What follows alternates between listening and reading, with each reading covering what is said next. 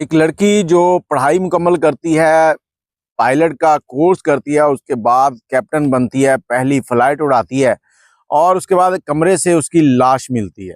अस्सलाम वालेकुम, कैसे हैं आप लोग? मैं हूं आपके साथ अदनान और आज मैं आपको एक कैप्टन लड़की की कहानी सुनाने जा रहा हूं कि उसकी मौत कैसे होगी। कहानी को ज़रा शुरू से सुनिएगा कि गलती कहाँ पर है। सृष्टि नामी लड़की जो कि पढ़ाई में बड़ी लायक थी और उसका ख्वाब था कि वो एक पायलट बने, जहाज़ उड़ाए, कैप्टन बने। अब उसने तालीम मुकम्मल की, उसके बाद उसने दिल्ली के एक यूनिवर्सिटी के अंदर दाखिला ले लिया। वहाँ पर उसने 4 साल की पढ़ाई करनी थी। 4 साल के बाद वो जहाज़ उड़ाने के लिए तैयार हो जाती। पढ़ाई शुरू की, वहीं पर उसे एक अदिति नामी लड़का मिला। सृष्टि का क्लास फेलो ही था। अब ये दोनों आपस में बड़े अटैच हो गए। दोनों की आपस में बातचीत होने लगी, नज़दीकियाँ बढ़ गई, दूरियां ख़त्म हो गई, प्यार मोहब्बत चलने लगा और पढ़ाई भी चलती रही। 3 साल मुकम्मल हो गए। 3 साल के बाद जो चौथा साल था वो होता है प्रैक्टिस का। 3 साल पढ़ाई होती है, पढ़ाई के बाद चौथा साल होता है प्रैक्टिस का। अब पढ़ाई दोनों ने कंप्लीट कर ली। अदिति जो था उसके नंबर थोड़े कम आए थे और उसके बाद जो सृष्टि थी उसके नंबर टॉप पे आए थे। अब अगली जो कहानी शुरू हुई वो हुई जी प्रैक्टिस की। प्रैक्टिस के दौरान भी इन दोनों के आपस में बड़े तल्लकात रहे। प्रैक्टिस के टाइम आया, लास्ट पे जब फाइनल एग्जाम होने थे तो एग्जाम में दोनों ने दिल लगा के तैयारी की। अदिति ने भी और सृष्टि ने भी, दोनों ने तैयारी की। एग्जाम हुए। एग्जाम के बाद जब रिजल्ट आया, और ये एग्जाम के दिनों में इनकी आपस में बातचीत थोड़ी कम हो गई थी क्योंकि दोनों को पढ़ाई से लगाव था कि अपनी जिंदगी को संवारना है। रिजल्ट आया, रिजल्ट की जो लिस्ट लगी उसमें टॉप के ऊपर जो नाम था वो सृष्टि का था और इसी लिस्ट में अदिति का नाम भी था, जिसके आगे डिसक्वालीफाई, मतलब आप क्वालिफाई नहीं कर पाए, आप नहीं पास कर पाए। लेकिन अदिति जो था उसने इसको ज्यादा दिमाग पर नहीं लिया। उसने कहा कोई बात नहीं, हम कोई और काम कर लेंगे। लेकिन सृष्टि थी जो थी उसको फौरी तौर पर इंडिया एयरलाइन से जॉब ऑफर हो गई। इंडिया एयरलाइन हिंदुस्तान की सबसे बड़ी एयरलाइन है और उसमें सब जो है उनका ख्वाब होता है कि हम इंडिया एयरलाइन के अंदर अपनी जॉब करें। और ये लड़की डायरेक्ट कैप्टन की पोस्ट के लिए इसको ऑफर आई थी। इसने वो ऑफर कबूल की। अब हुआ क्या, ये अपनी ड्यूटी के लिए कभी इस मुल्क जा रही है, कभी उस मुल्क जा रही है, क्योंकि पायलट है, पायलट का काम जहाज उड़ाना है और जहाज उड़ा के अब उसने हर रोज आना जाना है। कई बार ऐसे होता है कि आज फ्लाइट गई है, वो फ्लाइट को 3-4 दिन के बाद वो जहाज वापस आना है, कोई वजह बन गई, वहां पे स्टे होता है, वीवीआईपी स्टे होता है। इसी दौरान जो सृष्टि थी इसके नए लोगों के साथ मेलजोल शुरू हो गई और जो अदिति था उसके साथ इसकी कॉल जो है ना वो पहले दिन में जहाँ 50 कॉलें होती थी वहां 40 हो गई, फिर कम होते होते वो ना होने के बराबर आ गई। अब इनका राब्ता हफ्ते में कहीं एक आध बार होता था, फिर ये राब्ता महीनों पर चला गया।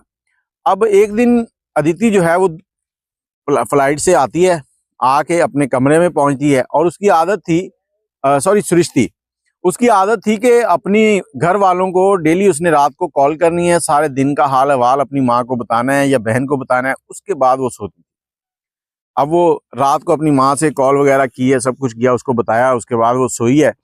सुबह उठी है तो उसके कैप्टन जो साथ वाला था उसने आके देखा कि उसकी डेड बॉडी पड़ी है। कोहराम मच गया। इसके घर वालों को बताया गया कि आपकी बेटी जो है उसकी डेथ हो गई है, आप आ जाएं। अब घर वाले कह रहे हैं कि वो रात को तो ठीक थी, ये डेथ कैसे हो गई है? पुलिस केस बन गया, पुलिस आई है, उसने इन्वेस्टिगेशन की। अब वहां के सीसीटीवी कैमरास देखने शुरू कर दिए। सीसीटीवी कैमरास देखे तो उसमें उन्होंने देखा कि एक लड़का आया है। अब वो लड़का कौन है उसकी छानबीन की गई तो वो पता चला कि अदिति है। अदिति इसका क्लास फेलो था। अब अदिति के पीछे हो गए, उसको गिरफ्तार किया गया। जब उसको गिरफ्तार किया गया तो उसने जो कहानी सुनाई उसने ये बताया कि हम दोनों के दरमियान ये प्यार मोहब्बत चल रहा था। जब इसकी जॉब लग गई तो हम दोनों आपस में एक दूसरे से दूर होना शुरू हो गए और मेरी कोमल नामी एक लड़की है उसके साथ फ्रेंडशिप शुरू हो गई।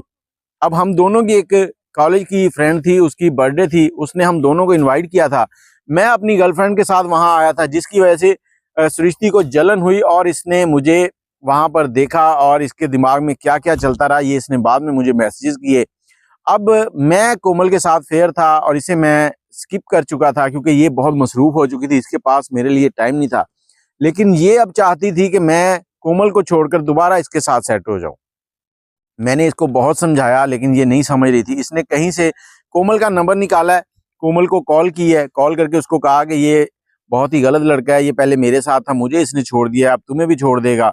लेकिन कोमल ने वो कॉल 1 बाय 1 मुझे सुनाई है मैं उस रात इसके रूम में आया था, मैंने आकर सिर्फ इससे यही बातें की हैं कि तुम इस चीज़ को ख़त्म करो, मैं तुम्हारे साथ नहीं चल सकता, मैं आगे बढ़ चुका हूँ, तुम अपने साथ अपने साथी ढूंढो जो तुम्हारे साथ रह सके, मैं नहीं चल सकता तुम्हारे साथ, तुम खुद मुझसे दूर हुई हो, मैंने नहीं तुम्हें छोड़ा, अब मेरी ज़िंदगी ख़राब नहीं करो।